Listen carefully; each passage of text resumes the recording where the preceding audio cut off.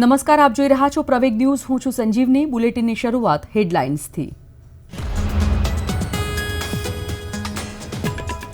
કોવિડના નવા વેરિયન્ટ JN.1નું સંક્રમણ દેશભરમાં વધ્યું. કોરોના 11 રાજ્યોમાં ફેલાયો.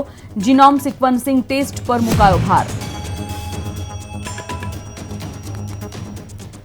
જમ્મુ કાશ્મીરમાં 5 જવાન શહીદ થયા પછી સેના એક્શન મોડમાં. આતંકવાદીઓને ઝડપવા સર્ચ અભિયાન યથાવત.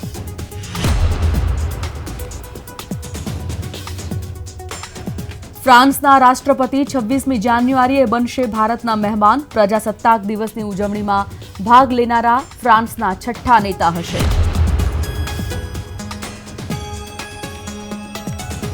જેટકો ભરતી રદ થતા કોંગ્રેસ પ્રમુખ શક્તિસિંહના સરકાર પર પ્રહાર. કહ્યું, નોકરી ઇચ્છુક મહેનતુ યુવાનો સાથે સરકારે કરી ક્રૂર મજાક.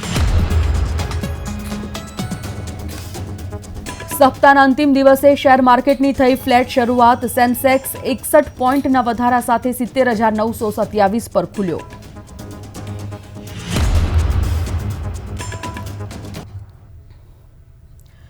વિગતવાર સમાચાર. સૌથી પહેલા વાત, દેશમાં કોરોનાએ ફરી એકવાર માથું ઉંચક્યું છે. કોરોના સંક્રમિત દર્દીઓમાં નવો વેરિયન્ટ JN.1 જોવા મળી રહ્યો છે અને તેનો ફેલાવો ઝડપથી વધી રહ્યો છે.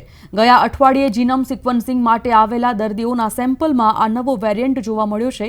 આ નવા વેરિયન્ટનું હાલ 40થી વધુ દેશોમાં સંક્રમણ જોવા મળી રહ્યું છે. બીજી તરફ દેશના 11 રાજ્યોમાં કોરોનાના કેસીસ સામે આવી રહ્યા છે. સ્વાસ્થ્ય મંત્રાલય દ્વારા જાહેર કરાયેલા આંકડા અનુસાર છેલ્લા 24 કલાકમાં કોવિડના 328 નવા કેસ નોંધાયા અને એક વ્યક્તિનું મોત થયું, જ્યારે સક્રિય કેસની સંખ્યા વધી અને 2,997 થઈ ગઈ છે. નવા વેરિયન્ટના કુલ કેસ 21 છે.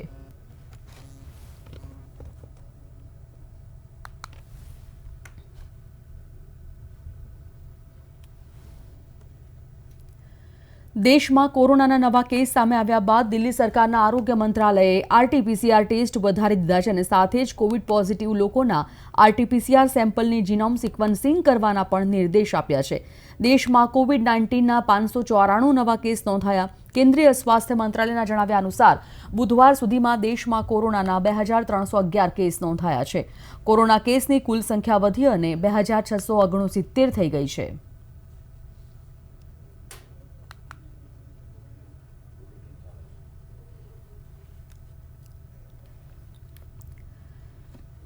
ચંદીગઢ આરોગ્ય વિભાગે કોવિડના નવા વેરિયન્ટ JN.1 માટે જરૂરી હેલ્થ એડવાઇઝરી બહાર પાડી છે, જેમાં ભીડભાડવાળી જગ્યાએ માસ્ક પહેરવાનું લોકોને કહેવામાં આવ્યું છે.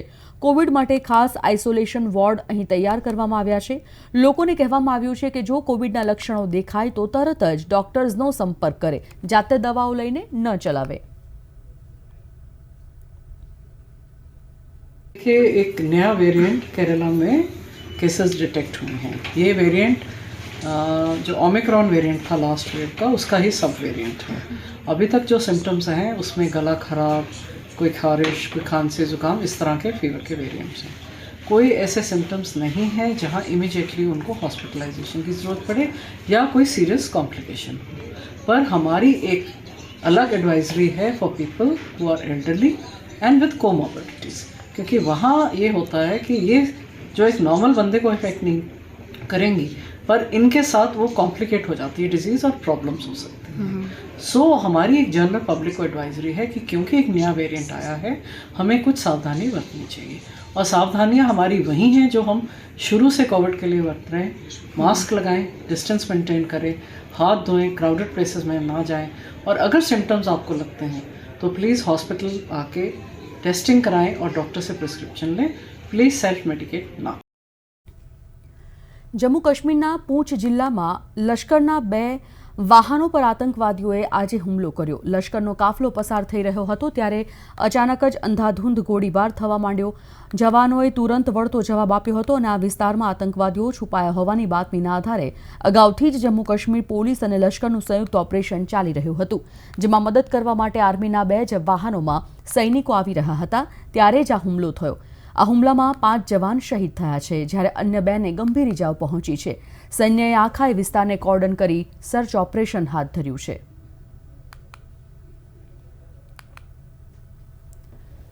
જમ્મુ અને કાશ્મીરના પૂંચ જિલ્લામાં ગુરુવારે ભારે હથિયારોથી સજ્જ આતંકવાદીઓએ આર્મીના 2 વાહનો પર હુમલા કરતા 5 સૈનિકો શહીદ થયા.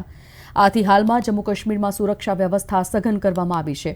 રાજૌરીના થન્ના મંડી વિસ્તારમાં ચેકપોઇન્ટ મૂકવામાં આવ્યા છે. જમ્મુ કાશ્મીરના 2 પૂર્વ મુખ્યમંત્રી ગુલામ નબી આઝાદ અને મહેબૂબા મુફ્તીએ આ હુમલાની સખત નિંદા કરી છે. પાકિસ્તાન સ્થિત આતંકવાદી સંગઠન લશ્કરે તૈબાની શાખા પીપલ્સ એન્ટી ટેરરિસ્ટ ફ્રન્ટે હુમલાની જવાબદારી સ્વીકારી છે.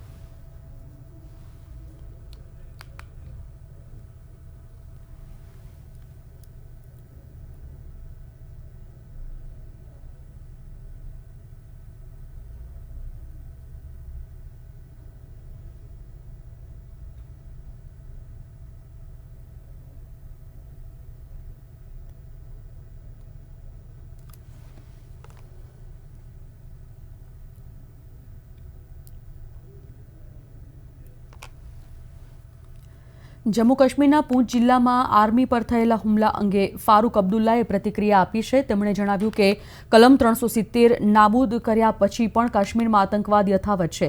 તેમણે આતંકવાદીઓ દ્વારા કરવામાં આવેલા આ હુમલાની સખત નિંદા કરી છે. देखिए वो ये भी कहते थे ना कि 370 जिम्मेवार है टेररिज्म का, कहते थे ना. रियासत बैकवर्ड हो गई थी इनके वक्त में, है. उसी पार्लियामेंट में राज्यसभा जिसमें कहते हैं, उसमें जब गुलाम नबी आज़ाद साहब अपोजिशन के लीडर थे, उनने 2 रियासतों को कंपेयर किया, गुजरात को और जम्मू कश्मीर को. हमारे यहाँ 370 था. उसमें आंकड़े दिए जिसमें जम्मू कश्मीर गुजरात से भी आगे है. तो फिर 370 ने तो उसको पीछे नहीं रखा. आज भी आतंकवाद है. अभी आपने देखा कर्नल को भी मार डाला, 2 जो है कैप्टन और सिपाही शहीद हुए, नहीं हुए. रोज़ कहीं ना कहीं बम फटता है. अभी कल ही सुरनकोट में हुआ. पहले भी आपने इनकी जजमेंट देखी है सुप्रीम कोर्ट की. उसमें भी ये कहा गया था कि ये परमानेंट है, इसी सुप्रीम कोर्ट ने. आज इनने ये कहा. आगे देखिए क्या होता है उच्च न्यायालय से कि इंसाफ करेंगे. अगर ये 370 ठीक है, उस पर ये सोच रहे थे, मगर स्टेटहुड तो बहाल कर सकते थे. क्यों रुक गए हैं? और फिर ये क्यों रुक गए कि इलेक्शन करें, फौरन करें? क्यों रुक गए? सितंबर तक इनको टाइम क्यों दिया? ફ્રાન્સના રાષ્ટ્રપતિ એમેન્યુઅલ મેક્રોનને 26મી જાન્યુઆરી એટલે કે પ્રજાસત્તાક દિવસની ઉજવણીમાં મુખ્ય અતિથિ તરીકે આમંત્રણ આપવામાં આવ્યું છે. ભારતે આ પહેલા અમેરિકી રાષ્ટ્રપતિ જો બાઇડનને પ્રજાસત્તાક દિવસની ઉજવણીમાં મુખ્ય મહેમાન બનવાનું આમંત્રણ આપ્યું હતું, પરંતુ તેમણે જાન્યુઆરીમાં નવી દિલ્હીની યાત્રા કરવામાં અસમર્થતા દર્શાવી હતી. ત્યારબાદ હવે ફ્રાન્સના રાષ્ટ્રપતિ ઇમેન્યુઅલ મેક્રોનને પ્રજાસત્તાક દિવસના મુખ્ય અતિથિ તરીકે આમંત્રણ આપવામાં આવ્યું છે. પ્રજાસત્તાક દિવસની ઉજવણીમાં ભાગ લેનારા તેઓ ફ્રાન્સના 6થા નેતા બનશે. ઇઝરાયેલના પ્રમુખ આઇઝેક હરગોઝે ગુરુવારે ગાઝામાં હમાસ સામે ચાલી રહેલા યુદ્ધ વચ્ચે કેટલાક ખ્રિસ્તી સમુદાયના ધાર્મિક નેતાઓને મળ્યા. રાષ્ટ્રપતિએ ખ્રિસ્તી સમુદાયના આ ધાર્મિક નેતાઓ સાથે વર્તમાન પરિસ્થિતિ વિશે વાત કરી. તેમણે ઇઝરાયેલમાં રહેતા વિવિધ ધર્મ સમુદાયના લોકોની સુખાકારી માટે દેશની પ્રતિબદ્ધતાનો પણ પુનરુચ્ચાર કર્યો. તેમણે નવા વર્ષમાં શાંતિની આશા વ્યક્ત કરી હતી. આ બેઠકમાં હાજરી આપનારા ધાર્મિક નેતાઓમાં જેરુસલેમના ધાર્મિક ગુરુઓ પણ જોડાયા હતા.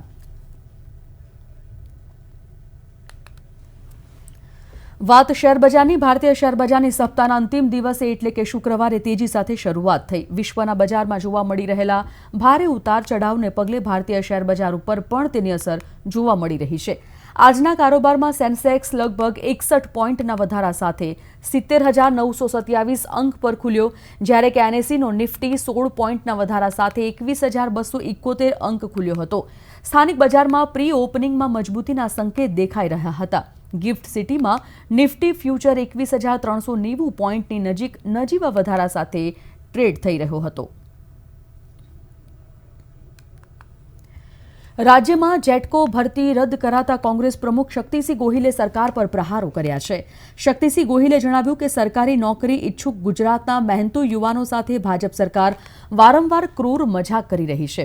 આપને જણાવી દઈએ કે Gujarat energy transmission corporation limited દ્વારા લેવાયેલી પરીક્ષા પાસ કરનારા યુવાન ઉમેદવારો નોકરીની રાહ જોઈને બેઠા હતા. તે જ સમયે વિદ્યુત સહાયકની ભરતી પરીક્ષાને રદ કરવાનો સરકારે અત્યંત આઘાતજનક નિર્ણય કર્યો હતો. અત્યંત દુઃખદ એક ફરી વખત ઘટના બની. Gujarat energy transmission corporation limited GETCO દ્વારા જે ગુજરાતના યુવાનોએ સરકારી નોકરી માટે પરીક્ષા આપી, પોલ ટેસ્ટ કર્યો, પાસ થયા અને નોકરીની રાહ જોઈને બેઠા હતા, એ આખી સમગ્ર પ્રક્રિયા અને પરીક્ષા રદ કરવાનો નિર્ણય એ આઘાતજનક નિર્ણય છે. વારંવાર ગુજરાતના મહેનતકશ યુવાનો સાથે આ પ્રકારની ક્રૂર મજાક ભારતીય જનતા પાર્ટીની સરકારના શાસનમાં કેમ થાય છે? મારો સીધો સવાલ છે. કંટ્રોલ એસ કંપનીના ડેટા સેન્ટરનું આજે ગાંધીનગરમાં ઉદ્ઘાટન કરવામાં આવ્યું અને આ પ્રસંગે મુખ્યમંત્રી ભૂપેન્દ્ર પટેલ ખાસ ઉપસ્થિત રહ્યા હતા. એશિયાના ડેટા સેન્ટર માર્કેટમાં કંટ્રોલ એસ કંપની ખૂબ જ મહત્વનું સ્થાન ધરાવે છે. ભારતના વિવિધ શહેરમાં તેના ડેટા સેન્ટર આવેલા છે, ત્યારે ગુજરાતમાં ગાંધીનગર ખાતે આવેલ ગિફ્ટ સિટી ખાતે તેની શરૂઆત કરવામાં આવી છે. વિશ્વના ફાઇનાન્સ જગત માટે એક ગિફ્ટ સિટી મોટું આકર્ષણનું કેન્દ્ર બન્યું છે. ગિફ્ટ સિટીમાં અંદાજિત 450 જેટલા ઇન્ટરનેશનલ ફાઇનાન્શિયલ સર્વિસ સેન્ટર કાર્યરત છે. આજે એશિયાની સૌથી મોટી 4 રેટેડ ડેટા સેન્ટર અને સોલ્યુશન મેનેજમેન્ટ કંપની ગુજરાતમાં આવી છે.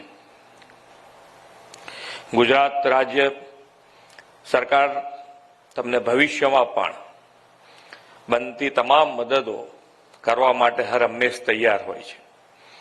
મને વિશ્વાસ છે કે આવનાર દિવસમાં કંટ્રોલ એસ દ્વારા રાજ્યની ડિજિટલ ઇકોનોમીને પ્રોત્સાહન મળશે અને વિશ્વની અન્ય કંપનીઓને પણ ગિફ્ટ સિટીમાં આવવાની પ્રેરણા આપશે.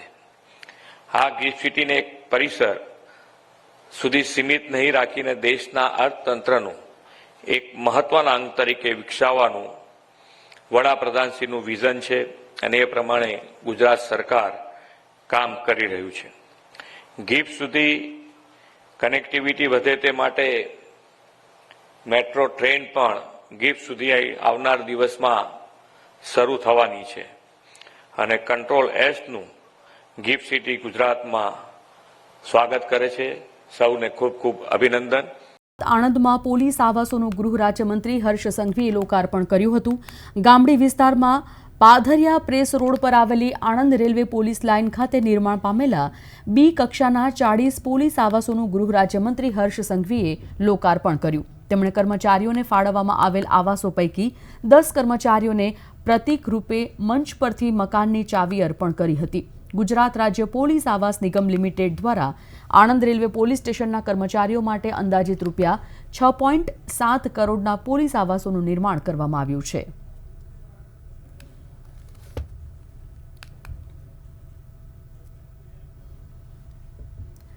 ગૃહ રાજ્યમંત્રી હર્ષ સંઘવીએ લોકાર્પણ કાર્યક્રમ બાદ આણંદના નવા બસ સ્ટેન્ડની આકસ્મિક મુલાકાત લીધી હતી. તેમની મુલાકાત દરમિયાન મુસાફરો માટે બેસવાના બાકડા, પીવાના પાણીની સુવિધા, પંખાની સુવિધા અને સ્વચ્છતા સંદર્ભેની જાણકારી પણ મેળવી હતી. તેમજ પ્રવાસીઓને સારી પ્રાથમિક સુવિધાઓ મળી રહે તે માટે તાકીદ કરી હતી.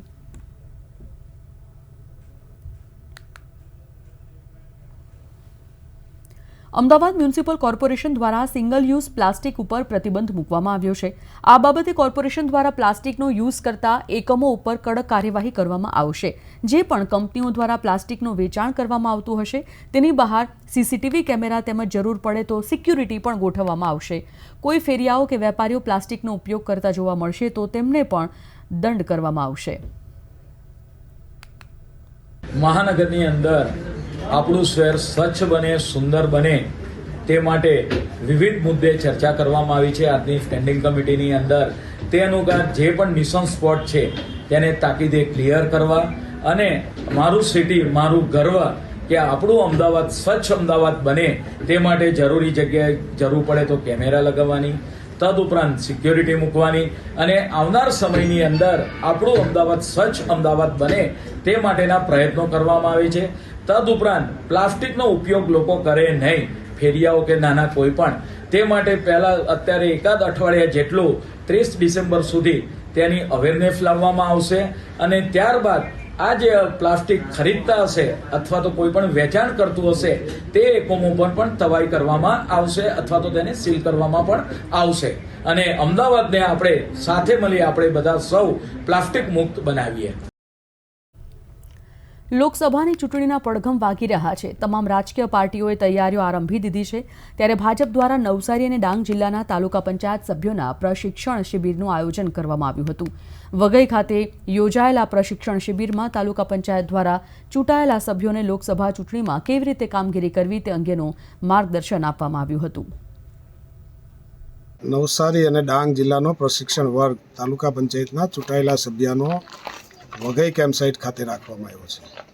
ભારતીય જનતા પાર્ટીની પદ્ધતિ છે સમગ્ર દેશમાં પાર્ટીના કાર્યકર્તાઓને પ્રશિક્ષિત કરવા માટે દર વર્ષે ચૂંટાયેલા લોકો નગરપાલિકા તાલુકા પંચાયતથી લઈને સાંસદ સુધી અને સંગઠનમાં મોરચાથી લઈને રાષ્ટ્રીય સ્તર સુધી ભારતીય જનતા પાર્ટી એક જ એવી પાર્ટી છે કે જે દર વર્ષે કાર્યકર્તાઓને પ્રશિક્ષિત કરીને એમને માર્ગદર્શન આપતી રહે છે.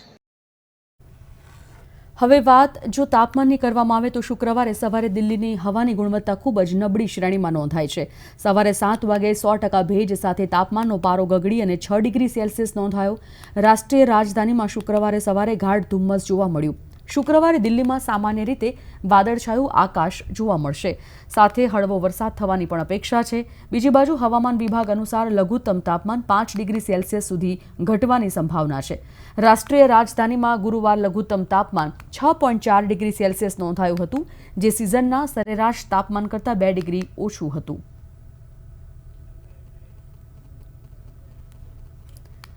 ગુજરાતમાં ઠંડીનો ચમકારો જોવા મળી રહ્યો છે. રાજ્યના મોટાભાગના શહેરોમાં તાપમાન ગગડ્યું છે. આ સાથે લઘુત્તમ તાપમાન સાથે મહત્તમ તાપમાન પણ ઘટ્યું. 14 શહેરનું લઘુત્તમ તાપમાન 17 ડિગ્રીથી નીચે નોંધાયું, જેમાં સૌથી ઓછું તાપમાન નલિયામાં 11.4 ડિગ્રી નોંધાયું છે. આ સાથે હવામાન વિભાગે આગાહી કરી છે કે આગામી 3 દિવસ બાદ તાપમાનનો પારો વધુ 1 થી 2 ડિગ્રી ગગડશે. તાપમાનની જો વાત કરવામાં આવે તો અમદાવાદમાં 16.7 ડિગ્રી, ગાંધીનગરમાં 15.5, રાજકોટમાં 14.6, વડોદરામાં 16.2 ડિગ્રી અને ભુજમાં 14.5 ડિગ્રી તાપમાન નોંધાયું છે. હવામાન વિભાગ અનુસાર રાજ્યમાં આગામી 5 દિવસ વાતાવરણ સૂકું રહેશે. આગામી 48 કલાક વાદળછાયું વાતાવરણ જોવા મળશે. ઉત્તર પ્રદેશના મુખ્યપ્રધાન યોગી આદિત્યનાથ મુરાદાબાદમાં ભૂતપૂર્વ વડાપ્રધાન ચૌધરી ચરણસિંહની 51 ફૂટ ઊંચી પ્રતિમાનું અનાવરણ કરશે.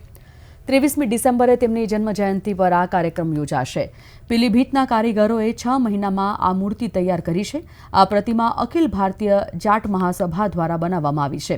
જ્યાં આ પ્રતિમા સ્થાપિત કરવામાં આવશે ત્યાં એક ઓડિટોરિયમ, 100 બેડનો વૃદ્ધાશ્રમ અને જાટ ભવન પણ હશે. जो तैयारी हो रही है उसका निरीक्षण करने के लिए मैं आया हूँ और यहाँ पे एसएसपी, एसपीआर ये सभी लोग हैं और उनका निर्देश दे रहा हूँ. यहाँ पे सुरक्षा व्यवस्था का कड़ी से रहने के लिए यहाँ पे कैसे होना व्यवस्था और भीड़ नियंत्रण कैसे रहेगी, पार्किंग की व्यवस्था कैसे रहेगी, मंचों पे कैसे व्यवस्था रहेगी, उसके बारे में निर्देश देने के लिए मैं आया हूँ. 23 दिसंबर को जैसा कि सबको ज्ञात है उस दिन किसान मसीहा चौधरी चरण सिंह जी की जयंती है. उस दिन किसान दिवस भी मनाया जाता है. तो 23 दिसंबर को चौधरी साहब की जो 51 फीट ऊंची जो प्रतिमा है उसका अनावरण माननीय मंत्री जी द्वारा किया जाएगा. इस प्रतिमा की जो नींव है वो 2 जुलाई को रखी गई थी और बाकी जो कार्यक्रम है वो 23 दिसंबर को संपन्न हो जाएगा. રામ જન્મભૂમિ અયોધ્યામાં રામલલ્લાનું ભવ્ય મંદિર પૂર્ણ થવાની તૈયારીઓમાં છે. ત્યારે મંદિરના ઉદ્ઘાટન અને રામલલ્લાના અભિષેકની તૈયારીઓ પૂરજોશમાં ચાલી રહી છે. રામ મંદિર ટ્રસ્ટના મહાસચિવ ચંપત રાયે જણાવ્યું હતું કે અભિષેક સમારોહની તૈયારીઓ 15મી જાન્યુઆરી સુધીમાં પૂર્ણ કરવામાં આવશે અને પ્રાણ પ્રતિષ્ઠા માટેની પૂજા 16મી જાન્યુઆરીથી શરૂ થશે, જે 22મી જાન્યુઆરી સુધી ચાલશે. સમારોહ માટે લગભગ 4000 સંતો અને 2200 અન્ય મહેમાનોને પણ આમંત્રણ આપવામાં આવ્યું છે. રામ મંદિર ટ્રસ્ટના જણાવ્યા અનુસાર કાશી વિશ્વનાથ, વૈષ્ણવદેવી જેવા મુખ્ય મંદિરોના વડાઓ અને ધાર્મિક અને બંધારણીય સંસ્થાઓના પ્રતિનિધિઓને પણ આમંત્રણ આપવામાં આવ્યું છે. प्राण प्रतिष्ठा के पूजन के पश्चात अर्थात 23 जनवरी से 48 दिन की पूजा और होगी। 48 दिन की इस पूजा को मंडल पूजा कहा गया है। कर्नाटक में एक उडुपी नाम का स्थान है, वहाँ के जगतगुरु मध्वाचार्य विश्व प्रसन्न तीर्थ जी महाराज के नेतृत्व में ये पूजा होगी। આવતા મહિને અયોધ્યામાં યોજાનારા રામ મંદિરના અભિષેક સમારોહ પહેલા ચંદીગઢ શહેરમાં કળશ યાત્રા નીકાળવામાં આવી, જેનું આયોજન શહેરના ભગવાન રામના ભક્તો દ્વારા કરાયું હતું। કળશ યાત્રાની સાથે અહીં હવનનું પણ આયોજન કરવામાં આવ્યું હતું અને આ કળશ યાત્રા 116 મંદિરોમાં ફરશે। આગામી થોડા દિવસોમાં શહેરના લગભગ 3 લાખ ઘરોમાં પહોંચશે। ये अयोध्या से है, ये कलश सारे जो एक एक कलश मिला है सबको, सब शहरों को, और ये जो है कलश आगे सब वितरण होंगे। 15 करोड़ घरों में हमने जाना है। इसमें चंडीगढ़ में 3 लाख घरों तक हम जाएंगे, जिसमें 8 से 10 हज़ार कार्यकर्ता हमारे लगेंगे। और कोई भी ऐसी झुग्गी झोपड़ी महल घर ऐसा नहीं रहेगा जिसमें ये अक्षत ना पहुंचे, ऐसा हमारा निश्चय है जी। बहुत ज़्यादा उत्साह है जी, बहुत खुशी है हमें कि मंदिर का निर्माण होने जा रहा है और इतने सालों की हमारी जो मेहनत है वो इस बार कामयाब हो जाएगी, इंतजार खत्म होगा। बहुत खुशी है, हाँ जी बहुत अच्छी है खुशी है हमें। मंदिर तैयार हो जाए फटाफट हम वहाँ दर्शन करने जाएंगे। आज बड़ी खुशी है और विशेष तौर से चंडीगढ़ में इतना हर्ष और उल्लास है कि लोग ये भव्य दिवाली के रूप में इसको मनाएंगे 22 तारीख को। જમ્મુ કાશ્મીરમાં કાતિલ ઠંડીનો 40 દિવસનો સમયગાળો ચિલ્લાય કલાન શરૂ થયો છે, ત્યારે તેનું સ્વાગત કરવા અને તેની ઉજવણી કરવા માટે રાજ્યના હેન્ડલૂમ એન્ડ હેન્ડીક્રાફ્ટ વિભાગ દ્વારા ખાસ કાર્યક્રમનું આયોજન કરાયું છે। જમ્મુ કાશ્મીરમાં જશ્ન એ ચિલ્લાય કલાન નામના ખાસ કાર્યક્રમનું આયોજન કરવામાં આવ્યું। આ કાર્યક્રમ ચિલ્લાય કલાન નામના ખીણના એક ખાસ સમયગાળાનું ઉષ્માભર્યું સ્વાગત કરવા માટે કરવામાં આવ્યું। ચિલ્લાય કલાન એ 40 દિવસ સુધી ચાલતો જમ્મુ કાશ્મીરમાં શિયાળાનો સૌથી કઠોર સમયગાળો છે। આ સમયગાળા દરમિયાન ખીણમાં નિર્દય ઠંડીનો અહેસાસ થાય છે। શ્રીનગરમાં કડકડતી ઠંડી અને ગાઢ ધુમ્મસ વચ્ચે આ ખાસ કાર્યક્રમનું આયોજન કરવામાં આવ્યું, જેમાં હેન્ડલૂમ અને હેન્ડીક્રાફ્ટ વિભાગે કાશ્મીર હાટ ખાતે એક ખાસ પ્રદર્શનનું આયોજન કર્યું હતું। આ કાર્યક્રમમાં કાશ્મીરના ડિવિઝનલ કમિશનર વિજયકુમાર बिधूरी मुख्य अतिथि तरीके हाजिर रहा था। मैंडेट ही है, जो हमारी पॉलिसी बोलती है वो ये बोलती है कि आर्टिजन्स को मैक्सिमम प्लेटफॉर्म्स हम दे ताकि वो अपना माल डायरेक्टली बायर्स को बेचें। तो उसी सिमत में जो है हम जो है आए दिन एग्जीबिशंस करते रहते हैं विद इन जो यूटी है और आउटसाइड यूटी है। हमारे डिपार्टमेंट के साथ कोई 3.5 लाख आर्टिजन्स जुड़े हैं, तो जितने भी प्रोग्राम्स हैं उतना कम है, तो ज़्यादा से ज़्यादा प्रोग्राम्स करने की ज़रूरत है ताकि आर्टिजन्स जितनी भी इन्वेंट्री है वो बेच पाए। આ 3 દિવસીય પ્રદર્શનમાં સ્થાનિકો દ્વારા શિયાળામાં પહેરવામાં આવતા કલરફુલ ડ્રેસીસનું પ્રદર્શન કરવામાં આવ્યું છે। આ સિવાય અહીંથી પરંપરાગત કાંગરી, ઠંડીમાં રક્ષણ આપતા ટ્રેડિશનલ પોટ્સ અને સ્થાનિકો દ્વારા બનાવવામાં આવતી વૂલન કાર્પેટ પણ ખરીદી શકાય છે। ये अच्छा उम्मीद है हमारे लिए, ये हमारे आर्टिजन के लिए, ये अच्छा सा कांगड़ी चार शरीफ के लिए, चार शरीफ की कांगड़ी है। ये इसलिए यहाँ हमें बुलाया था, जश्न कश्मीर यहाँ ये जश्न चले कलां लग रही है, इसलिए यहाँ बुलाया था। हमें ये उम्मीद है कि हमें यहाँ कुछ बिक्री हुई, इसलिए यहाँ हमें आया है, कुछ उम्मीद करके आया है। ये कम से कम हमारे पास 10 किस्म की कांगड़ी है। बेनिफिट करेगा ही करेगा लोकल आर्टिसंस के लिए, क्योंकि ये जश्न कलान है, इसका मेन थीम जो है 3 पर्पस के लिए रखा गया है, एक कांगरी, फेरन और नमदा, क्योंकि ये तीनों चीज़ें जो हैं ज़रूरत पड़ती हैं हमें पर्टिकुलरली लोकल यहाँ के रहने वालों को विंटर्स के दौरान, क्योंकि ये जुलाई कलान होता है हार्श डे माने जाते हैं कोल्ड सीवियर कोल्ड के लिए फॉर 40 डेज। तो इन दोनों राइट फ्रॉम द बिगिनिंग बहुत पुराने से लोग जो है यहाँ पे फेरन का इस्तेमाल करते हैं ठंड से बचने के लिए, कांगरी का इस्तेमाल करते हैं, and same for carpet purpose तो नमदा इस्तेमाल करते हैं जो वूल का बना होता है। આ કારીગરોનું માનવું છે કે આવા કાર્યક્રમો વધુ વખત યોજાવા જોઈએ, જેનાથી તેઓ ન માત્ર તેમણે ઉત્પાદિત કરેલ વસ્તુનું વેચાણ કરી શકે, પરંતુ તેઓ જે સમસ્યાઓનો સામનો કરે છે તેના વિશે પણ લોકોમાં જાગૃતિ લાવે। ये ऐसे प्रोग्राम में करना, ये प्रोग्राम बहुत अच्छा है एक आर्टिजन के लिए, कि उसको बहुत सारा बेनिफिट मिलता है ये कि किसी को पता भी नहीं होता है कि मेरा चीज़ इतने में बेचता है, या किसी को ये भी पता नहीं है कि मैं काम कर रही हूँ, मुझे इसमें जो ये कारीगर होते हैं उनको कुछ नहीं मिलता है। हाँ, 1000 में बेचते हैं, 200 या 250 देते हैं उनको कढ़ाई करने का। ગુલમર્ગ અને પહેલગામમાં આ પ્રકારના જશ્ન એ ચિલ્લાએ કલાન કાર્યક્રમનું આયોજન કરવામાં આવ્યું છે। આ સાથે જમ્મુ કાશ્મીરના હેન્ડલૂમ અને હેન્ડીક્રાફ્ટ વિભાગનું કહેવું છે કે તેઓ ભવિષ્યમાં વધુ આ પ્રકારના કાર્યક્રમોનું આયોજન કરશે। બ્યુરો રિપોર્ટ, પ્રવેગ ટીવી।